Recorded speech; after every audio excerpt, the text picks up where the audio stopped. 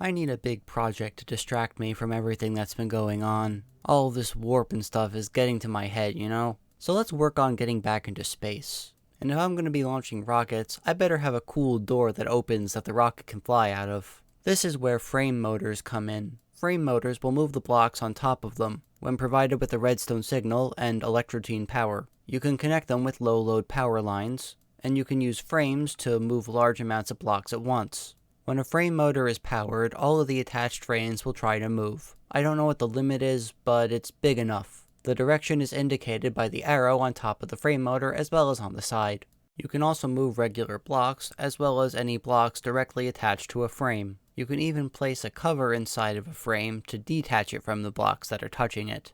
Useful if, say, you want to move frames in different directions. It will take a second for the frame motors to have enough energy to run. You'll know it's ready when the bottom side has blue lights on it. That would be the bottom of the side, not the actual bottom side. One frame motor is enough to move a lot of blocks too, so you don't need a whole ton of motors if you're just going back and forth. And do remember that if there's any block in the way that is not attached to the frame, it's going to block the motors from actually running. I've gone ahead and made the entire roof hooked up with frame motors, with a bunch of covers on the face that I don't want getting stuck together. The doors are going to be operated with wireless redstone remotes. It's not like I'm going to be using them that frequently, and it's really just for the aesthetic. I think it looks really cool from the outside. Do note that I had to get rid of the corners at the very bottom layer, as the frames don't reach down there. Yeah, I can open and close the top now. It is off-center, but I couldn't really win that game. The rocket launch pad is a 3x3, an odd number. So either that was going to be off-center, or the actual door was going to be off-center. I've hooked up the frame blocks though, so that it goes out the right number of times, then goes back in without a problem. Now, I haven't properly hooked up a power system to this building yet, and while I could mooch off of the pre-existing reactors, let's just make a new one. This is going to be a steam reactor, rather than the EU reactor that I was using before. This is going to be a bit of a dangerous venture. If things go wrong, explosions. Making a steam reactor is a bit harder to do safely. Not by how you design the reactor, but by everything that can go wrong outside of it. I make numerous mistakes over the course of figuring this thing out, but I get a control system that works eventually. The way I designed the turbine tower here is that I have a bunch of steam turbines, and they're all connected to this giant tank in the center. What's good about the Buildcraft tank is that it's basically a really long inventory. Now, all of our pipe options kinda suck, unfortunately. Buildcraft pipes have their issues, and GalactiCraft pipes have their own issues. Eventually, I switched from GalactiCraft to Buildcraft, because GalactiCraft pipes just decide to stop working sometimes. But yeah, the steam power goes all the way up, and then the power cable goes all the way back down. I also have a fluid buffer on the reactor that takes all of the steam out of the reactor and pushes it into the tank on top. That buffer then needs its own dedicated power supply to make sure it's always running. Rather than use just regular old uranium fuel, I think I'll want to enrich it. If I enrich uranium in a uranium enricher with blaze rods, I can make blaze-infused uranium. When put into a nuclear fuel cell, this will make a lot more heat, which usually is undesirable because you prefer having power over heat, but since we're doing a steam turbine, we want heat to boil water. Naturally, we'll be piping a lot of water into this reactor, and then, the steam goes out the top and powers the 40 steam turbines. But this also means we have to design the reactor a fair bit differently. The design is also going to be overly simplistic, just a checkerboard of heat vents and heat exchangers. We want to disperse as much heat as possible, and maximizing the amount we can transfer is the most effective way of doing that. Other designs would end up having multiple fuel rods, so you'd have to worry about lowering the heat there, but for just a single quad-core design, this'll do. Now, just for display purposes, I could have a monitor that tracks the amount of heat or steam or whatever inside the reactor. You can only make an actual controller dependent on the heat, but you can still display the amount of fluid inside the reactor at least. This is where the energy control mod comes in. I can use an advanced liquid sensor and bind it to the reactor with a shift-right click, and then put that in an industrial information panel powered by redstone to turn the monitor on and display the information. Know that the reactor has to be empty of steam for it to make more. Otherwise the heat builds up and your components won't cool down, and then you have big problems. And again, if you're using fluid buffers with fluid import and export upgrades, you absolutely have to make sure that the buffer is constantly powered. Otherwise it won't be able to transfer the steam and then it's going to explode. I don't have actual footage for it, but the regular liquid sensor only shows one fluid. The advanced one will show all fluids. So keep that in mind. I did try using wireless redstone to control the reactor, but wireless redstone doesn't work too great. I was thinking of using an AND gate to both detect the lack of steam in the tank and a need for power from the MFSU in the tower. Ultimately, it's not worth it. It's just way too buggy, and it failed several times. But that's what backups are for, right? I know this is a bit disjointed, but for a quick tangent, I'd like to upgrade my diamond production. I need a lot of cabling, which means I need a lot of diamonds. So to do that, I'm going to make some electrical stimulators. So if I solder some iron electron tubes into an intricate circuit board, and then put that into an electrical stimulator inside of my alveary, I can mimic the effect of having more frames than I'm actually allowed to have. The limit normally is 4 frames. And of course I have my auto-replenishing system for that. But the stimulators go a level beyond, and can multiply bee productivity even further. You do have to power the stimulators, but that isn't that difficult. The alveary will now make diamond combs a lot quicker. I then later discovered that diamond electron tubes are actually even better than iron ones. There is a cap, so you don't actually need 4 electron tubes per circuit board, but just for your reference, you know? Alright, back to the reactor. I'll be controlling it using ComputerCraft. Let's talk about the external stuff, then we'll talk about the actual computer code. The basic idea of the control system is the same as it was before. Check if the system needs power, check if the reactor has too much steam in it. If the power is low enough and the steam is low enough, it will turn the reactor on, and if it gets too high, it will turn it back off. So the red block here is a redstone integrator. It's a peripheral from the Plethora mod. Peripherals are things that ComputerCraft can interact with and do things with. In this case, the redstone integrator allows it to receive or emit redstone signals. The computer itself, when touching the reactor, can see the reactor as a peripheral as a fluid tank. It will be able to read all of the contents. And so, by using those together in the code, I can hook those up to the redstone that actually turns the reactor on. Note that to actually see peripherals, you need to use modems, or have the computer directly touch the peripheral. There are both wired and wireless modems. Wired ones connect via networking cable. I just felt like it was safer to use the networking cable and have those things hardwired together, and so it will be able to read any peripheral attached with a modem on the network. So now if I go into here and terminate the code with a Control-T, I can then edit the code, which is named Startup. I'll get into that in a moment. But ComputerCraft uses oopsie whoopsie. I think I terminated the code while the reactor was in the on state, which means it never went into the off state. That's what backups are for, right? Alright, take 2. Control-T to terminate the reactor code, when the reactor is offline this time. Edit startup.lua. Might as well start by saying the startup code tells the computer to run that program when the game is loaded. This way it's constantly running rather than starting and stopping if you reload the world. It also helps that I took the fuel out of the reactor. But what does all of this code mean? Well, it looks a lot more complex than it actually is. I'm not the most well versed in Lua, but on a simple level it's similar to pretty much any other basic programming language. Up top I've set some variables. The variable reactor represents the reactor, and so I've set the IC2 reactor with its block ID as the peripheral, which the computer finds as being right next to it. Then we have local integrator. Local means it's on the nearby network, and I called it integrator because that's what it is. And anything native in ComputerCraft or its add-ons don't need the block ID, they have special peripheral IDs that you can use in place of it. So in this case I just do peripheral.find redstone integrator. I've also set an upper steam limit at 30,000 millibuckets, or 30 buckets I guess. And so the actual meat of the code, this while true do, will never be false. So essentially this means run forever. Because it's running forever, you don't want to have it tick too often, performance and all that. But inside that, I then have a for loop. So I say for n will be our iterator variable. It's going to check each tank and retrieve the pair of tank and the fluid stored. It's going to name the tank after the fluid that's inside it, and then store the value of the amount of fluid inside. Anything between for and do is what it's telling it what to iterate through. After the do on the next line, first I print the tank. It will say the name of the tank, and then its ID, 1, 2. Then it's going to check what the display name of that tank is, and print that. That's going to represent the actual fluid inside of it, and the reason it's an if statement is to determine if there is a tank name to display. If it's empty, it won't have a display name, which is why the follow-up statement checks if the tank statement is nil, which means nothing.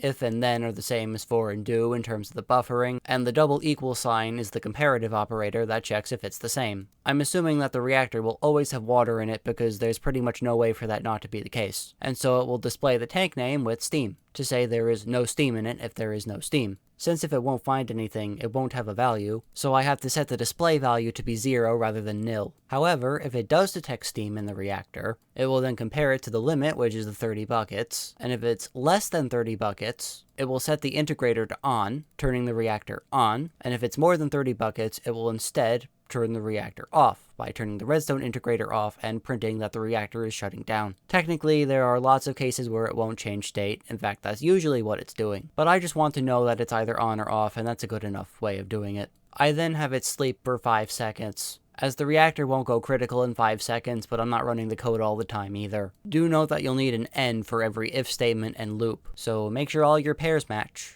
Now, with some more computers, I've made a quick control center. My available workers are going to have to do all the calculations for me while I'm flying. It's not safe or reliable to fly a rocket on your own. I'll have to see about upgrading all of the golems to give them all the smart minds and dexterous hands. This should allow them to be able to do all the computational work they need. Now to make a whole bunch of space stuff. Oxygen gear, oxygen mask, oxygen compressor, whole bunch of things. I need to make sure I can breathe in space. And I have no reason not to go for the best oxygen tanks available. And then a bunch of different machines. I'll want an oxygen collector, an oxygen sealer, an oxygen compressor, a fuel loader, an oxygen bubble generator, and a special secret bonus machine that I'm not going to talk about yet. In order to power these things on the moon, I'm going to need a power source that I can actually use. So I'm going to bring a bunch of advanced solar panels with me. 6 to be exact. I can then power the oxygen collectors and oxygen compressor with this power, and the oxygen collectors will collect oxygen from nearby leaf blocks. The more leaf blocks there are, the faster it will acquire oxygen. I think it also just works in the overworld normally, but once we go into space, it's going to need to be next to leaf blocks to get oxygen. Then all you have to do is put the oxygen tanks into the oxygen compressor and they'll start filling. In this mod, oxygen is a fluid, so you just use any old fluid pipes like anything else. I might also want some thermal protection for planets that are particularly warm or cold. This is a separate layer of armor that doesn't take up your normal armor slots. You can think of it like thermal underwear. Now, the golems aren't going to need any help because they're designed to run on their own off of magic, but Kuromu might get fatigued running all of those calculations for me. They're all going to need to be wide awake for when the launch happens, and they might have to go overtime, depending on if anything goes wrong. So I'm making coffee. Breeding coffee isn't that hard. It comes from tea. Breed that together, you get coffee, grind the coffee down into powder, put it in a mug, heat it up, optionally give it some cream and sugar, and there you go, coffee. If I were to drink it myself, I get speed and haste. Not particularly useful for me at this stage, but it's an option.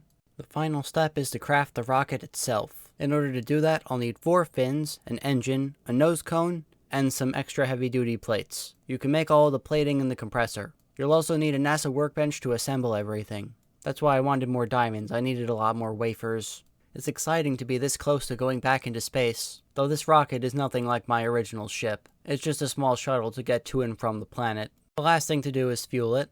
I can use my BuildCraft fuel, though GalactiCraft also has its separate type of fuel, with its own refinery. As an aside, I did need to make a little bit of room in the frames up top, because somehow this was attaching the rocket to it, and it was dragging the rocket off of the launch pad. Very strange interaction, but nothing a bunch of covers can't fix. This is it though.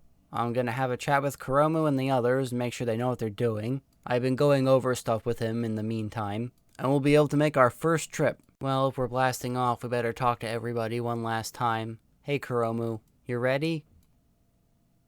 It's okay. I only need good enough. There are still things I can do on my own. Don't be that way. I'll be back before you know it. I absolutely will. You can count on that. Oh, you like light coffee, huh? Well, you know how to make more, I already told you. Good. I wish you the best of luck as well while I'm gone. Hey, Octron. Yeah, well, I'm here now, and it's up to you guys to make sure I'm safe. I trust you guys. You know I will. I hope I've shown you how much people can be capable of if they put their all into it. Locus, how are the upgrades treating you? Everything running properly? I'm sure it does. Yes, I can bring back some blocks with me from the moon. Build anything you like. Good. See you when I get back. And that just leaves Risa. Are you feeling better? I do appreciate it. I know it's a little hard to get close to somebody you've barely been around. We'll solve the mystery of the village, but I do have things I need to do. Thank you for your trust. I'll get your husband back, I promise. Shuttle to V1, open the launch door.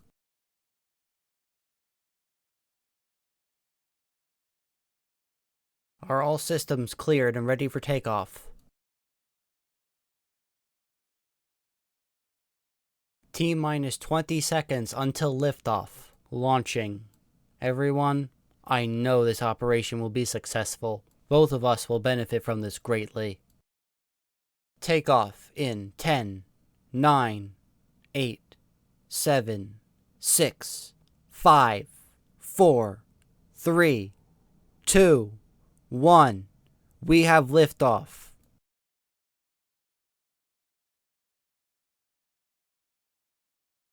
Altitude rising. Rocket velocity climbing past 30 blocks per second. Ground detail is slowly disappearing from outside view.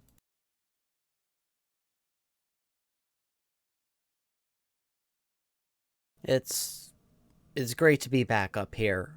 I'll have to find my spaceship eventually, but for right now, this is a huge step towards getting me back home. I'll be nearing the moon soon. I can finally see what this satellite is made of and see what I can make use of from there. Hopefully some good stuff. Preparing for landing. Shuttle to V1, how are my descending coordinates? Shuttle to V1, do you copy? V1. V2, V3, V4, anyone, are you there? Well, it seems I've made it here, but my communications must have gotten damaged somehow. Making my descent. I'll have to control the lander manually. Thankfully, I've seemed to have landed on the moon at a good time. After some observation, I've noticed the day cycle on this satellite is far longer than that on the main planet. That means I'll have a lot more solar energy during the day, but a lot longer nights. Hopefully the MFSU I brought as storage will be enough for me. And is that civilization out here? Is that greenery on the moon where there's no atmosphere? The laws of this world sure are strange. I hope we can get along. Am I at least able to access my storage? No, it seems that the remote isn't working. Neither are my ender pouches. Well, I guess it's up to me, what I've got with me, and anything I find here. I'm gonna need to set up air first and foremost. If for whatever reason setting up base nearby is gonna cause conflict, I might as well see what the neighbors are going to be like. Hello? Well, perhaps they don't understand me, but they seem to have trading. I can engage in their local economy. I think that's decently, respectfully friendly. They look kind of like the guys on Earth, though. Or at least like Hiromu. I wonder if, maybe it's for the best if I don't share that idea. It's time to get my air supply up and running. The more leaf blocks, the better. Place down a whole bunch of them, and then place the oxygen collector in the center. You'll need to make sure you have room for both oxygen and energy piping, though. Note that ComputerCraft machines are picky as to where they accept their power from, so it's not as simple as putting machines in any orientation and calling it a day, hooking them up some pipes. The advanced solar panels I made are smart, in that they automatically follow where the sun is. They also have a higher power multiplier on the moon, primarily due to the lack of atmosphere. They're still less good than compact solar panels, as they only make 4 EU per tick at their peak. But I figured I'd use the stuff that fits the mod, right? We'll get into better solar panels later.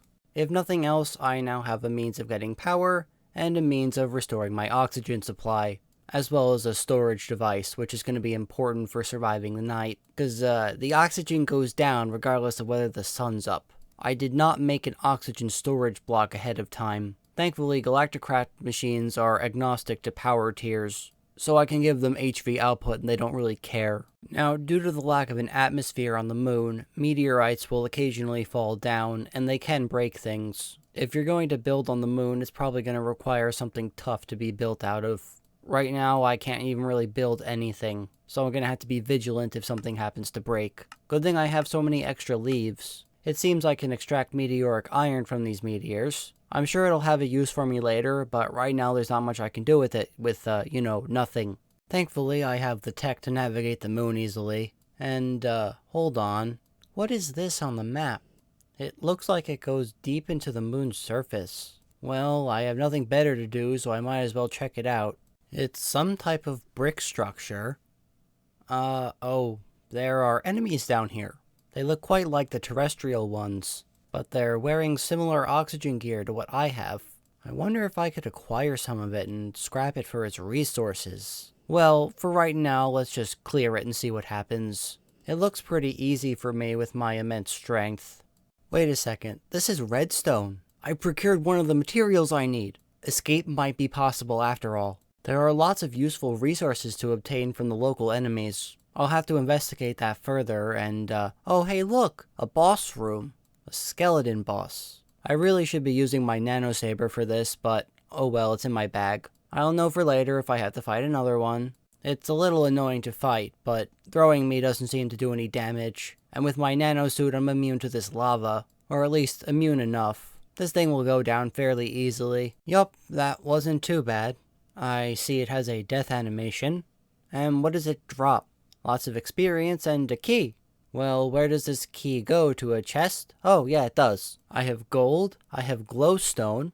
Glowstone will be useful for making more torches and... Hey, wait a minute. There's lava in this room. I have lava, and the village had water. I can make stone. And the village had trees? I might have a way out of here. So if I just make a cobblestone generator here, that'll do it. We have stone. It'll take a bit to procure a decent amount of it manually, but we have stone. Then, if I head over to the village, there are plenty of trees here. I don't know how trees grow on the moon, but they're here, and they've grown. Obviously, I'm going to have to make use of that. The villager wanted jungle saplings, and I don't think they have any. I'll have to figure out a way to procure some. But it seems you can also find these sapphires in the ground. They're just kinda rare. Now for that secret machine I told you about before.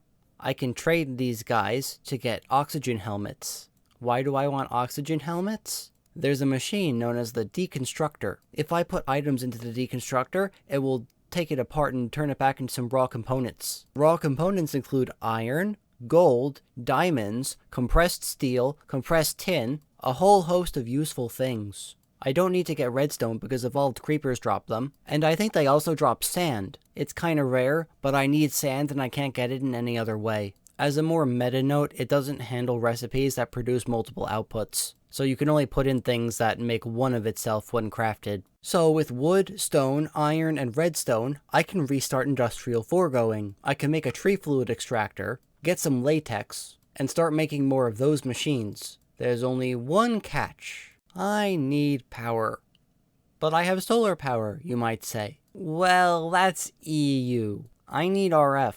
And to convert EU to RF, I can't make a flux generator because I don't have rubber. That's a bit of a roadblock. I do have another option that I was forgetting about, but I'll discuss that later when I remember it. I'll be making BuildCraft engines, as that's the only readily available RF generator I have access to. Now, another thing I'm being a little stupid on is that BuildCraft engines are a little broken. They only make their actual power output if they're hooked up to kinesis pipes. Kinesis pipes are basically BuildCraft's version of energy pipes. They work like the regular pipes. You have a wooden extraction pipe and the other pipes transmit it. But yeah, for right now I'm going to be using the Stirling engines hooked up directly to the latex processing unit, and it's going to make the tiniest amount of power. It only makes 20 RF per tick, and that's what it says on the box. It actually makes far less because of the pumping rate.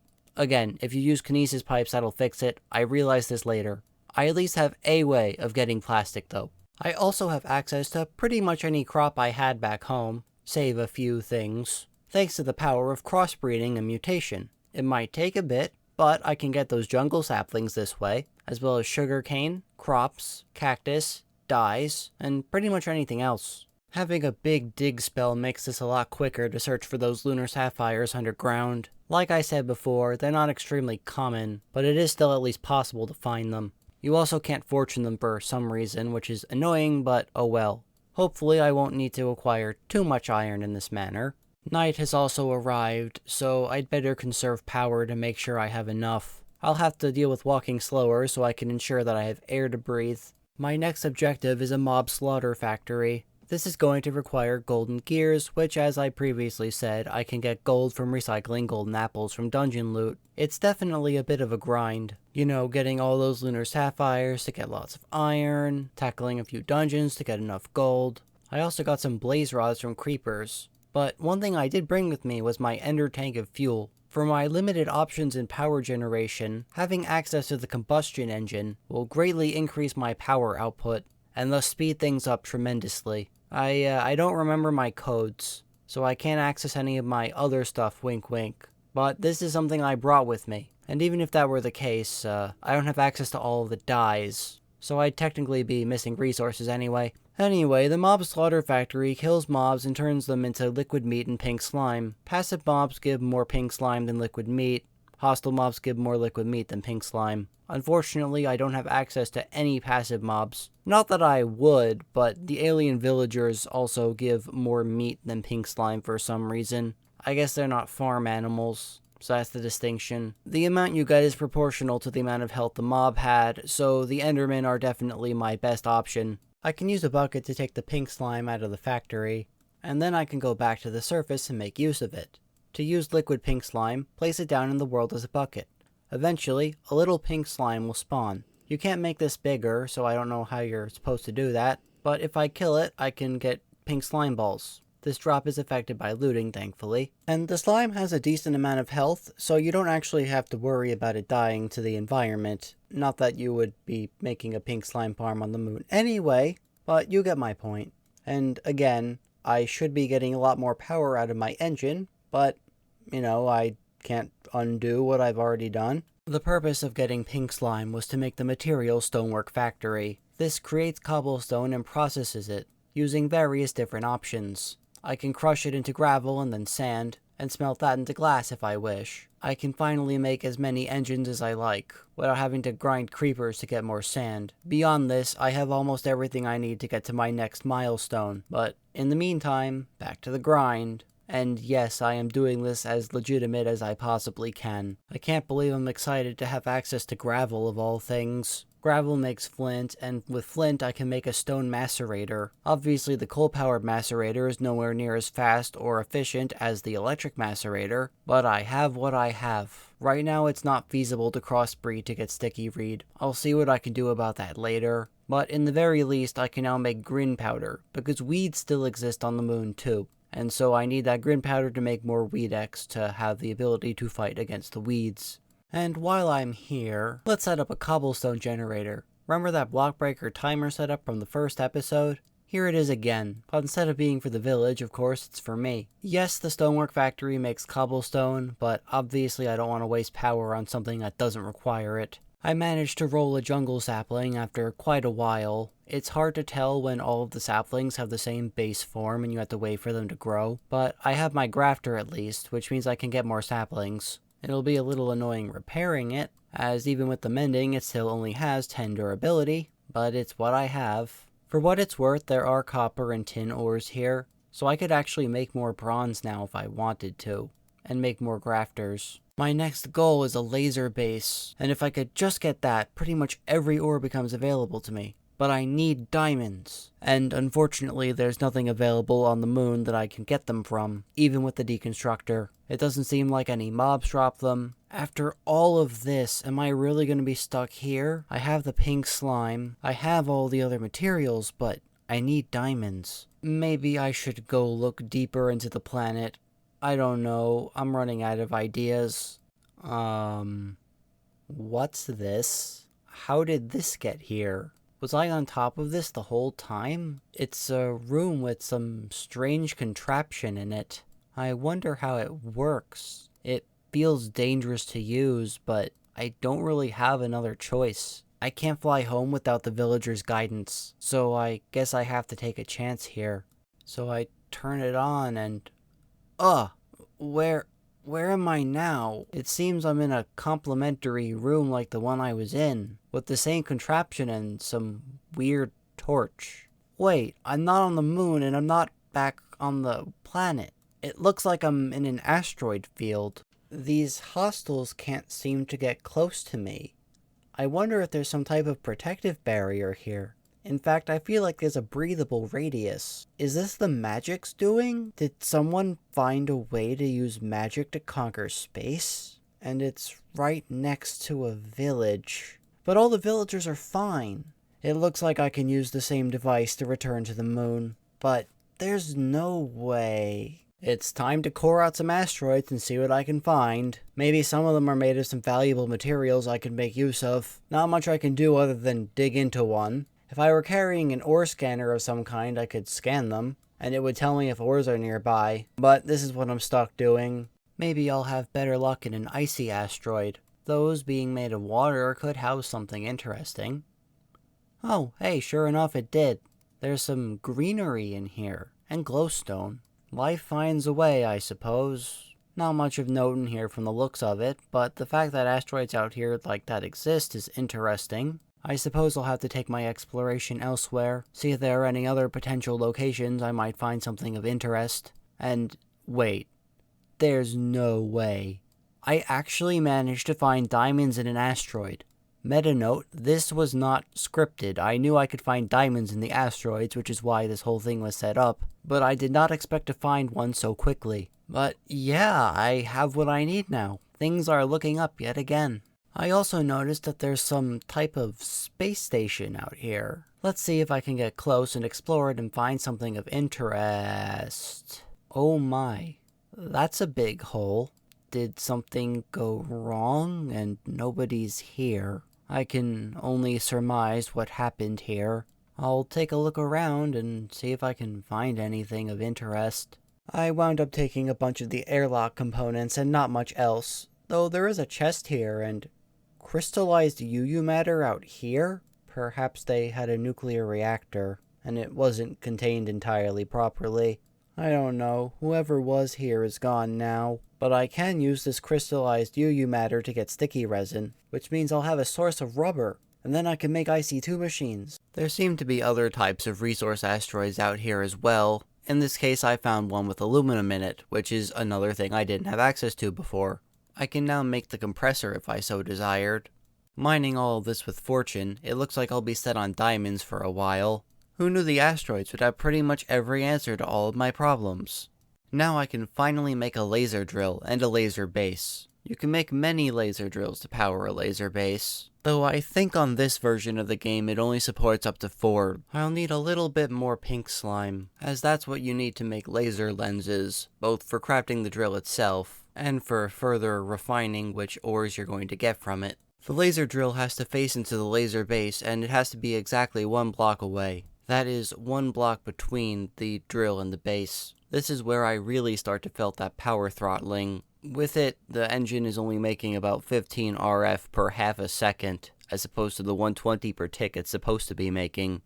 Remember that a tick is 1/20th of a second, so I'm effectively making 1.5 RF per tick instead of 120. As for how the laser actually works, it gains energy in the laser drill and then it feeds that work into the laser base. Once the work percentage reaches 100%, it generates a random ore. This is dependent on the weight of the ore at the given height. Some ores are rare, some ores are common, but I can access basically any terrestrial ore now. You know, if the amount of slime generated is dependent on the HP of the mob, what if I were to use the skeleton boss? Alright, it didn't actually make all that much more. It was worth a shot at least, but maybe I could apply this idea elsewhere. So remember that option that I had the whole time that I kind of forgot about? Forestry has an electric engine that turns EU into RF. It's basically a buildcraft engine made entirely out of tin.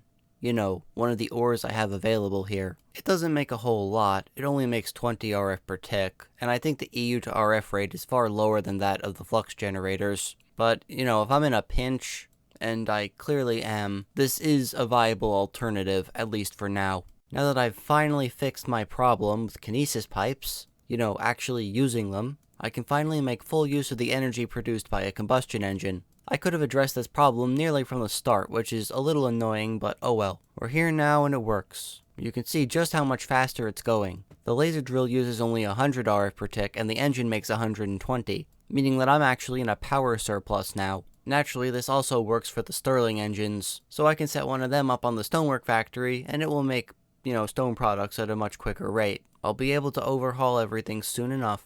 But what ore was I looking for from this? Anything in particular? Yes, actually. I want emerald ore. There are other useful things I don't have access to, but if I could get just a few emeralds, and well, in another unplanned, unscripted moment of sheer luck, with no laser lenses, the second ore it ends up making is emerald, which only has a weight of 1, by the way. I don't know what the total weight is, but it's very, very low. So what I'm gonna do is pretend that this didn't happen and go on with what I planned on doing. I need more pink slime. Manually putting mobs into the slaughter factory is very tedious, even when I actually have the power to deal with it. So what if I abuse the spawning mechanics of the bosses? Well, if I were to capture a boss in a mob imprisonment tool, the game doesn't know what's going on. The boss clearly didn't die, so it will respawn if I leave and re-enter the room, which means I can set up a slaughter factory to effectively spawn camp the boss. Now, I find out later there's an even better way of doing this by just getting the exact block it spawns on, but for right now I've just set it up in the room and this is good enough for the time being. But there's not much else to say. You can clearly see what's going on and how it's working out.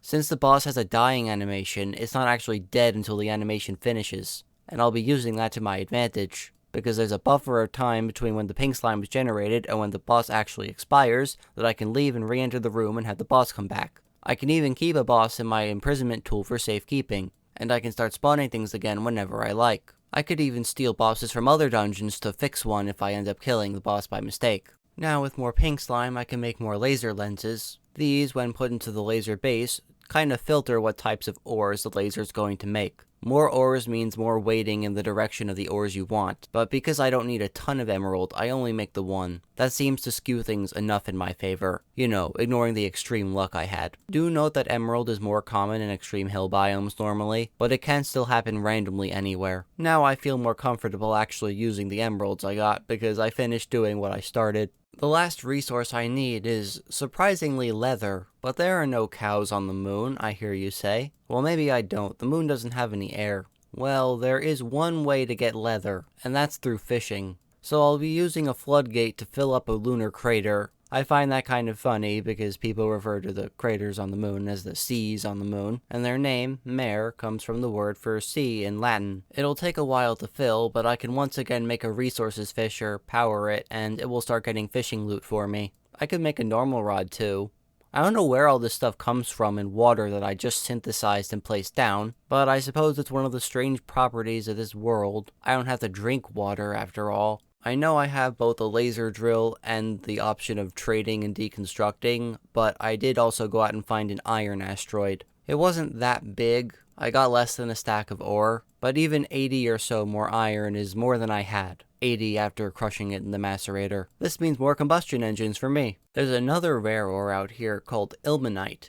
Ilmenite is a source of titanium, which we haven't had access to at all. It makes some very high-end stuff from the ComputerCraft mod. I'll see how much of it I end up using, but this asteroid had quite a lot of ore in it, which is good because I don't think I can get it from the laser drill. All of those seemingly random components I was looking for, like leather, are to make a mob crusher. We've seen the mob crusher before. It gets mob essence and mob drops from mobs, but what we're after is the essence, as the essence can be used to spawn mobs. I found a way of getting rubber. We'll be using Thaumcraft, with the crystallized UU matter I conveniently found on that space station. It's gonna take a bit of a kickstart, but I have something I've had in my pack for a long time that's going to allow us to start on Thaumcraft. Alright, let's spawn camp the boss, and see that we have no mob essence. I think the death animation being delayed is causing a problem here. No matter, there are regular mob spawners right outside this room. Isn't that convenient? I put a large range add-on into the mob crusher, and I can basically AFK in this room, other than, oxygen depletion, and it will farm essence for me from these spawners. Also helps that there are 2 spawners instead of just 1, so that speeds things up. It's not overly fast, but it's fast enough, at least for right now. The mob that I've been keeping on me for forever, intending to make a farm like this and I just never did, was wisps. Wisps drop random beast crystals upon death, or maybe specific types of wisps spawn specific types of crystals. Well, either way, the mob duplicator spawns random variants of wisps. So when they die, I get random Thaumcraft aspects, as well as all the base crystals I need to get started. If I had brought Liquid Death with me, I could have also gotten crystals, I think. I'm not sure if the GalacticCraft mobs are actually compatible with that, but this way guaranteed works, and then I can reconfigure the system to put the duplicator further into the spawning chamber. I just needed more energy pipes and I didn't have them on hand. With a big chest and an item translocator, I can quickly empty the contents of the mob crusher. By allowing the wisps to die to the crusher, it's also regenerating some of that essence it used to spawn them. Net negative, of course, but any extra essence helps. Perhaps I'll make the spawning chamber a little better another time, but for right now this seems to be working. The amount of essence used is proportional to the HP of the mob spawned. So what if I used something with very low HP that accomplished a very similar effect to the wisps?